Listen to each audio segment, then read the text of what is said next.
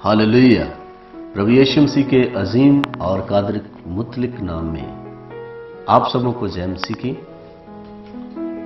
मैं पास्टर सूर्य प्रकाश मसीह एक बार फिर प्रभु का वचन जो हम सीख रहे हैं दृष्टांतों में, प्रभु यीशु मसीह का वचन आप सबों के साथ बांटने के लिए प्रभु ने अवसर दिया।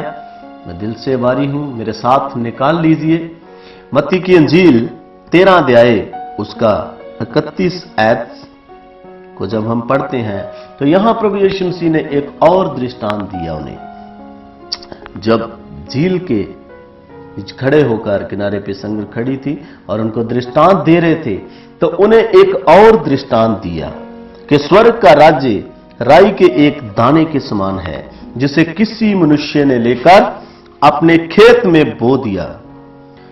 वह सब बीजों से छोटा तो होता है, पर जब बढ़ जाता है तब सब साग पात से बड़ा होता है और ऐसा पेड़ हो जाता है कि आकाश के पक्षी आकर उसकी डालियों पर बसेरा करते हैं। तो ये जो दृष्टांत प्रभु यीशु मसीह ने दिया, राई के बीज का दृष्टांत कि स्वर्ग का राज्य राई के दाने के समान है, यह है गलत विकास। ये लग तो बहुत अच्छा रहा है कि किसी व्यक्ति ने अपने खेत में एक राई का छोटा सा दाना बो दिया और वो दाना बढ़ गया और इतना बड़ा विशाल पेड़ बन गया कि उसके ऊपर आकर पंछी पक्षी रहने लगे।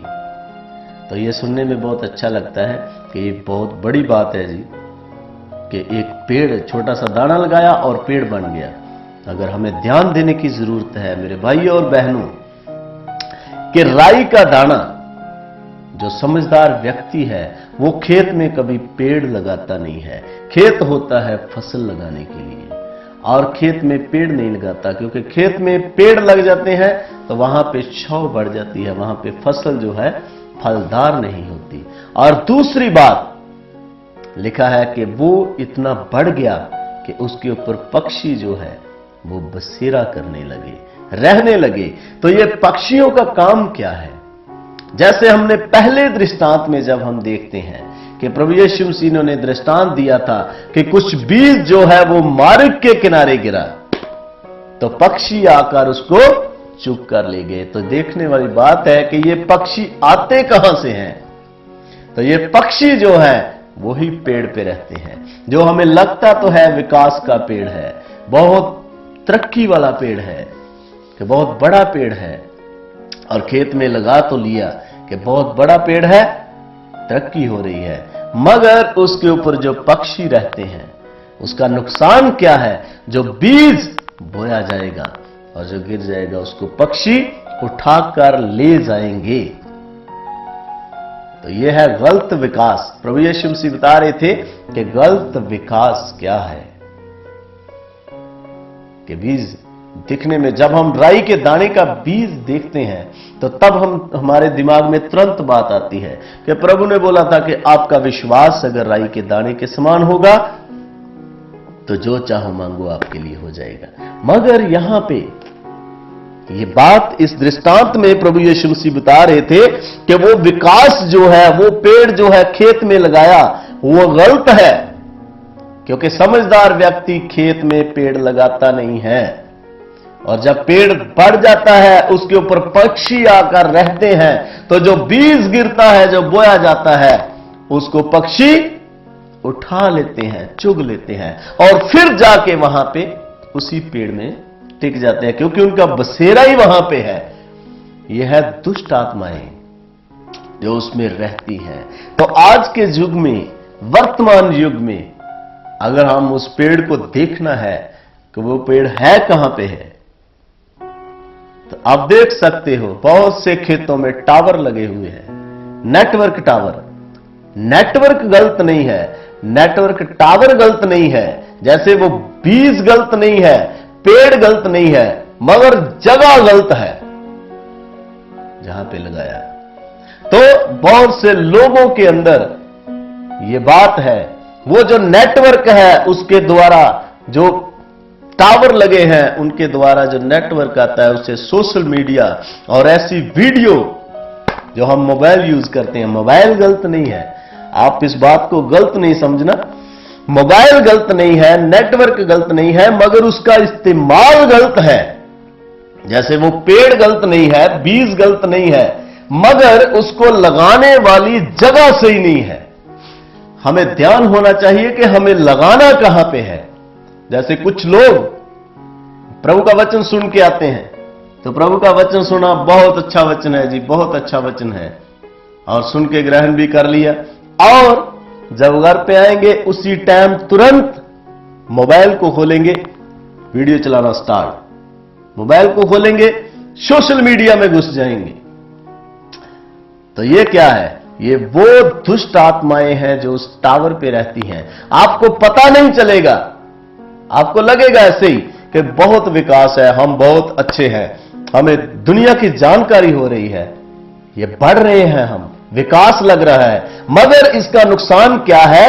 जो आप वचन सुनते हो, वचन सुनकर आगे उसको वो पक्षी दुष्ट आत्मा जो है वो मोबाइल के द्वारा, जब आप चर्च से आते वचन सुन के, मोबाइल के द्वारा जब आपने मोबाइल खोला, उसी टाइम दुष्ट आत्माएं उनके द्वारा वो काम करेंगी और आपको वीडियो ऐसी मिलेंगी, और उस वीडियो पे आपका ध्यान हो जाएगा और वचन का ध्यान जाता रहेगा। जैसे लिखा था कि पक्षी आकर चुगकर उस बीज को ले गए जो रास्ते के किनारे। हां, अगर अच्छे आपके जमीन अच्छी बन गई है, आप प्रभु में अच्छे चल रहे हो, आत्मा के द्वारा चल रहे हो, तो आप सही इस्तेमाल करोगे। तो अगर आप अभी नए नए चल रहे हो प्रभु में, अभी जमीन पूरी बनी नहीं है, तो सुन लिया है वचन, तो अंदर जाने से पहले ग्रहण तो किया, अच्छा वचन है, सुन तो लिया, मगर जब वचन को सुन के आगे उसी टाइम मोबाइल पे सोशल मीडिया, नेटवर्क, ऐसी वीडियो देखने से आपका मन जो है वो वचन पे लगेगा नहीं, और वो जो दुष्ट आत्माएं निकलती हैं वो मोबाइल के द्वारा आपको वचन को चुरा के ले जाएंगी। प्रभु यीशु मसीह ये बता रहे थे कि राई के बीज का दृष्टांत जो हमने देखा है कि गलत विकास। तो दूसरा, इसके नीचे ही 33 आयत में, इसी अध्याय में दूसरा दृष्टांत प्रभु यीशु मसीह ने दिया, खमीर का दृष्टांत। उसने एक और दृष्टांत उन्हें सुनाया, स्वर्ग का राज्य खमीर के समान है, जिसको किसी औरत ने लेकर 3 पसेरी आटे में मिला दिया, और होते होते वे सब खमीरा हो गया। तो ये खमीर का दृष्टांत जो है, इस पे थोड़ा ध्यान देना पड़ेगा। ये औरत का जिक्र क्यों आया कि किसी औरत ने खमीर लेकर 3 पसेरी आटे में मिला दिया? क्योंकि औरत का काम होता है रोटी बनाना, आटा गूंथना। और थोड़ा सा ध्यान और दीजिए, हम भी एक दुल्हन है, दुल्हन बनने जा रहे हैं प्रभु की, एक औरत के समान हम भी फीमेल में आते हैं और दुल्हन बनने जा रहे हैं प्रभु की।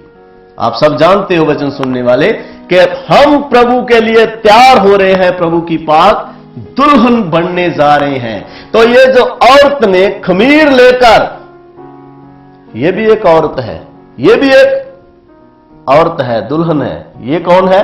ये गलत कलीसिया है, गलत तलीम है, गलत कलीसिया, जिसने 3 पसेरी आटे में खमीर मिला दिया। ये 3 पसेरी आटा क्या है?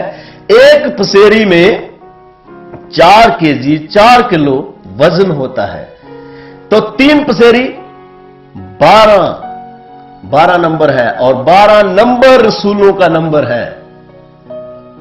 तो चेलों ने जो शिक्षा प्रभु यीशु मसीह से पाई, तो वो शिक्षा हमारे तक पहुंची, जो बाइबल में लिखी हुई है, इस वचन में जो लिखा हुआ है, वो तलीम है प्रभु यीशु मसीह की।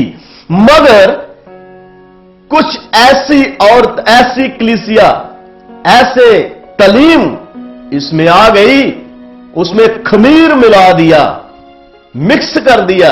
आप बहुत से चर्च में जाते होंगे, आपने देखा होगा कि लगता तो प्रभु का चर्च है, लगती तो इबादत है, खुदा के खादम होते हैं, मगर जब उसके अंदर की तालीम देखते हैं, हम उसका सिस्टम देखते हैं, तो आपको कभी भी नहीं लगेगा कि वे वचन के मुताबिक है।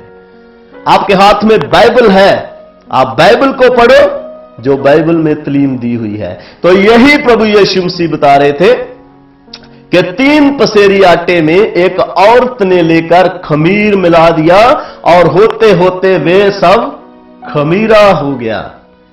वो गलत तालीम उनके अंदर आ गई और उसको मिला दिया, खमीर मिला दिया। तो मेरे अजीजों, खुदा कभी भी खमीर को पसंद नहीं करता। खुदावंद ने जितने भी पर्व हुए, और खुदा ने अपनी कौम से कहा था, अपने लोगों से कहा था कि खमीर रखना नहीं है।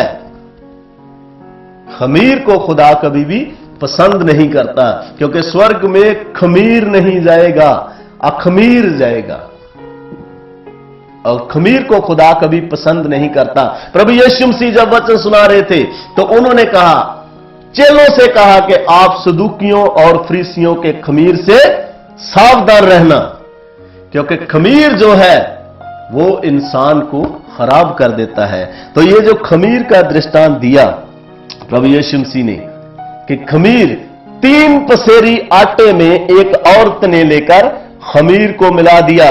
आप तालीम तो अच्छी है, वचन तो अच्छा है, लगता तो है ये प्रभु का वचन है, तो बहुत से लोग, आप अगर ध्यान दोगे, कहां पे लिखा हुआ है कि दुष्ट आत्मा निकालने वाले को मार कर, पीट कर, उसके बालों को खींच कर निकालो। ये क्या है? ये खमीर है। ये कहां से आया? प्रभु यीशु मसीह के चेलों में से किसी ने भी ऐसा कर्म नहीं किया कि किसी बदरू वाले को, किसी दुष्ट आत्मा वाले को 3 घंटे वहां पे रोला हो संगत में। तो ये क्या तालीम है? ये खमीर है। ये कहां से आया?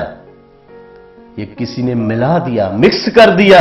प्रभु का वचन यह है कि प्रभु यीशु मसीह ने साफ साफ वचन में लिखा, अगर दुष्ट आत्मा वाला आया उसने डांट कर उसको छुटकारा दे दिया, अगर बीमार आया उसको चंगा कर दिया। व्यभिचार करने वाली बहन आई वहां पे, तो उसने कहा कि तेरे पाप माफ हुए। किसी ने तुझे मारा तो नहीं? बोलती नहीं मारा।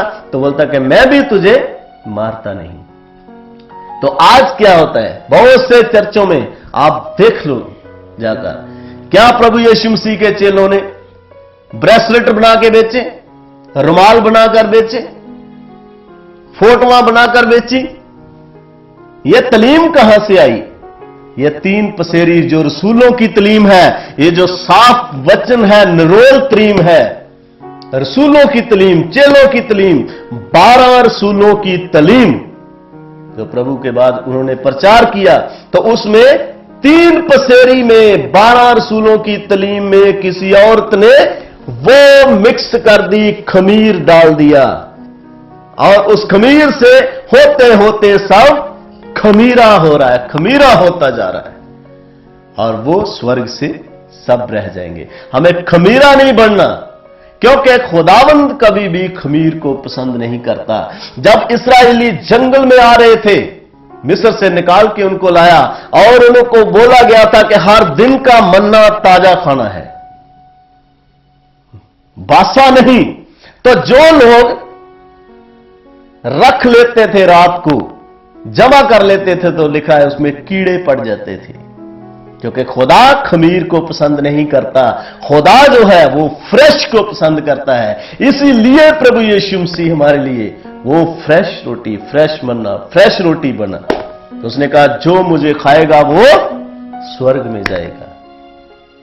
खुदा कभी भी, मेरे अजीजों, मेरे भाइयों और बहनों, खुदा कभी भी खमीर को पसंद नहीं करता। प्रभु यीशु मसीह ने ये जो दृष्टांत दिए, राई के दाने का दृष्टांत, लगता तो विकास है मगर ये गलत विकास है। खमीर का दृष्टांत, ये सिद्धांत, गलत सिद्धांत, गलत तालीम, गलत तालीम। आप ध्यान दीजिए कि जो चर्च वचन के अकॉर्डिंग नहीं है, मैं चर्च को बुरा नहीं कह रहा, मैं तालीम की बात कर रहा हूं कि तालीम कहां से आई। प्रभु यीशु मसीह ने जैसे काम किए, प्रभु यीशु मसीह ने इस पे में लिखा हुआ है हर वचन प्रभु यीशु मसीह का वचन। तो जो वचन के द्वारा चलते हैं वो कलीसिया खुदा की है और खुदा के लिए फ्रेश है।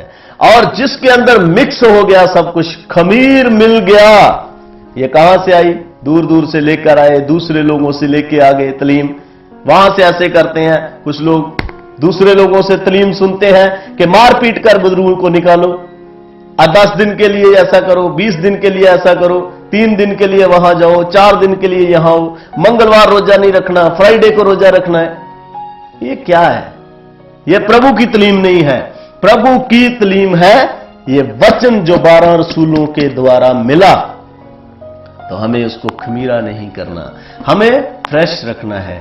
तो प्रभु के वचन के द्वारा चलना है। प्रभु यीशु मसीह यही दृष्टांतों में बता रहे थे कि खमीर से बचना है, खमीर नहीं रखना, क्योंकि जिस चर्च में खमीर पैदा हो गया वो चर्च खुदावंद की मर्जी का नहीं है।